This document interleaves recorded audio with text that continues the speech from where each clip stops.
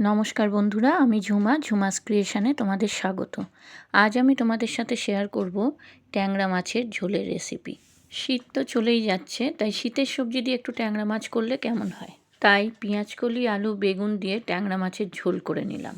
গরম ভাতে যদি এই রকম ট্যাংরা মাছের ঝোল থাকে তাহলে কিন্তু অসাধারণ লাগে।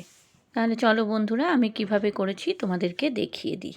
এখানে আমি কি কি সবজি নিয়েছি দেখো। নিয়েছি পেঁয়াজকলি, বেগুন, আলু। প্রথমে কড়াইতে সর্ষের তেল দিলাম। তেলটা গরম হলে আমি ট্যাংরা মাছগুলো এতে দিয়ে দেব।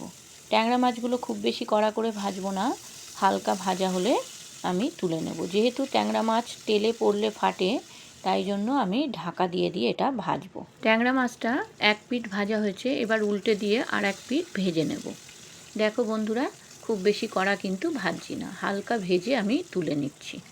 আমার নতুন পুরনো কাছে দূরে সব বন্ধুদের আন্তরিক ভালোবাসা জানাই, কারণ তোমরা না থাকলে আমি কিন্তু এত দূর এগোতে পারতাম না।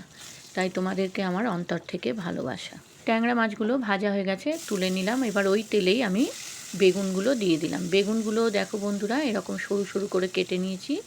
বেগুনগুলো হালকা ভেজে তুলে নেব। যেহেতু বেগুন আলু সব একসঙ্গে ভাজলে বেগুনটা গলে যাবে, তাই বেগুন ভেজে আগে তুলে নিলাম।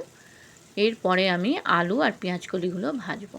তোমরা কে কোথা দিয়ে আমার ভিডিওটা দেখছো বন্ধুরা, কমেন্টে জানিও। আর রেসিপিটা কেমন লাগলো সেটাও কমেন্টে অবশ্যই জানিও। বেগুনগুলো ভাজা হয়ে গেছে, এবার আমি তুলে নিলাম। কড়াইতে আর একটু সর্ষের তেল দিলাম। তেলটা গরম হলে সামান্য একটু কালো জিরে ফোড়ন দিলাম। কালো জিরেটা নাড়াচাড়া করে আমি এতে আলুগুলো দিয়ে দিলাম। দেখো বন্ধুরা, আলুগুলো কিন্তু এরকম সরু সরু করে কেটেছি। আলুগুলো দিয়ে একটু নাড়াচাড়া করে আমি এতে দিয়ে দেবো পেঁয়াজকলিগুলো। আমার পরিবারে অনেক নতুন বন্ধু এসছো, তাদের উদ্দেশ্যে বলি, আমি ঠিক সময় মতো তোমাদের কাছে চলে যাব, তোমরা কিন্তু ততক্ষণ আমার সঙ্গে থেকো। পেঁয়াজকলিগুলো দিয়ে আমি এতে দিয়ে দেবো টমেটো আর কাঁচা লঙ্কা। এখানে একটা মিডিয়াম সাইজের টমেটো কেটে দিলাম, আর দিলাম 4টে কাঁচা লঙ্কা চিড়ে।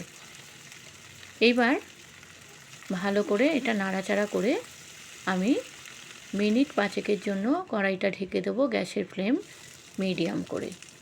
5 মিনিট পর ঢাকাটা খুলে দেখলাম আলু আর পেঁয়াজকলিটা ভাজা হয়ে গেছে, আর আলুটা প্রায় সিদ্ধ হয়ে গেছে। তাই এতে দিয়ে দিলাম 1/2 চামচ হলুদ গুঁড়ো, 1/2 চামচ লঙ্কার গুঁড়ো, 1/2 চামচ জিরের গুঁড়ো, আর দিয়ে দিলাম 1.5 চামচ মতো নুন। এবার সামান্য একটু জল দিয়ে আমি এই মশলাগুলো ভালো করে কষিয়ে নেব। কোনো আদা বাটা, রসুন বাটা কিচ্ছু দিলাম না। সামান্য একটু জিরে, লঙ্কা, হলুদ গুঁড়ো দিয়েই কিন্তু এই রেসিপিটা আমি করে নিচ্ছি। খেতে কিন্তু অসাধারণ হয়। তোমরা একবার হলেও এইভাবে করো বন্ধুরা, আমি বলছি তোমাদেরও ভালো লাগবে। 2-3 মিনিটের জন্য কড়াইটা ঢেকে দিয়েছিলাম।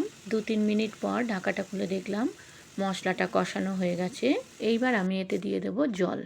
আমার এই রেসিপিটা যদি তোমাদের ভালো লাগে বন্ধুরা, আমার চ্যানেলটাকে সাবস্ক্রাইব করে দিও, লাইক, কমেন্ট, শেয়ার করো, আর পাশে থাকা বেল আইকনটা প্রেস করে দিও, যাতে আমার ভিডিও আপলোড হওয়ার সাথে সাথে তোমাদের কাছে নোটিফিকেশান পৌঁছে যায়।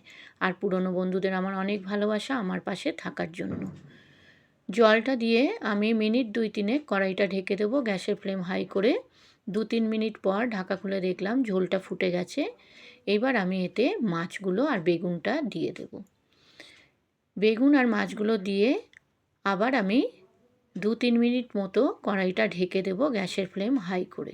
আমার চ্যানেলে যারা নতুন এই রেসিপিটা দেখছো তাদের কাছে আমার অনুরোধ, আমার চ্যানেলটাকে সাবস্ক্রাইব করে আমার পাশে থেকে যেও প্লিজ।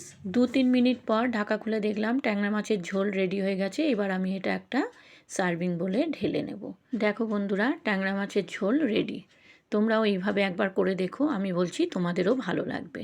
তোমরা যারা ফেসবুক থেকে আমার এই রেসিপিটা দেখছো, আমার ফেসবুক পেজটাকে ফলো করে দিও। আর যারা ইউটিউব থেকে দেখছো তারা আমার ইউটিউব চ্যানেলটাকে সাবস্ক্রাইব করে আমার পাশে থেকে যেও প্লিজ। তোমরা ভালো থেকো, সুস্থ থেকো, এইভাবে সবাই সবার পাশে থেকো। আজকের মতো আমি চলি বন্ধুরা, আবার আসবো অন্য দিন অন্য কোনো রেসিপি নিয়ে। ধন্যবাদ বন্ধুরা।